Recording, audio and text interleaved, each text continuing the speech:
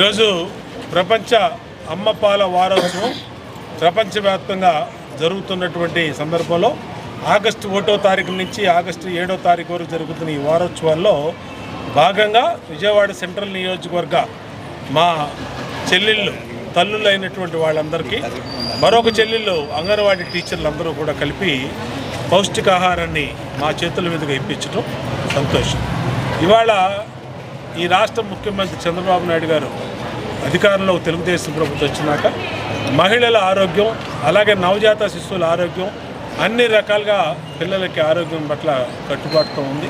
వాళ్ళ ఆరోగ్యం వాళ్ళకి అన్ని రకాల సూచనలు అలాగే అంగన్వాడీ వ్యవస్థని మళ్ళీ పూర్వవైభోగం తీసుకొచ్చి ప్రజలకు ఏ విధంగా మేలు జరగాలనేది చూస్తూ ఉన్నాం.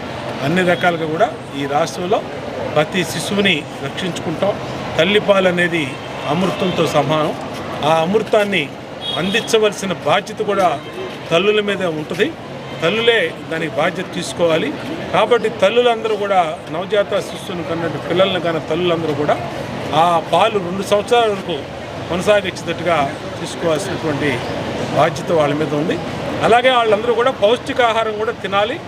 పౌష్టికాహారం కూడా ప్రభుత్వం తరఫున మేము సప్లై చేస్తూ ఉన్నాం. గుడ్లు కానీ పాలు కానీ అలాగే రాగి కానీ రాగి మాల్ట్ కానీ అన్నీ మిల్లెట్స్ కానీ అన్నీ కూడా ఇస్తున్నాం అంగన్వాడీ ద్వారా. మరి అవన్నీ కూడా ప్రభుత్వం ఇచ్చే వాటిని ఉపయోగించుకొని ఆరోగ్యవంతంగా ఉండమని మా చెల్లెలందరినీ దీవిస్తున్నాం.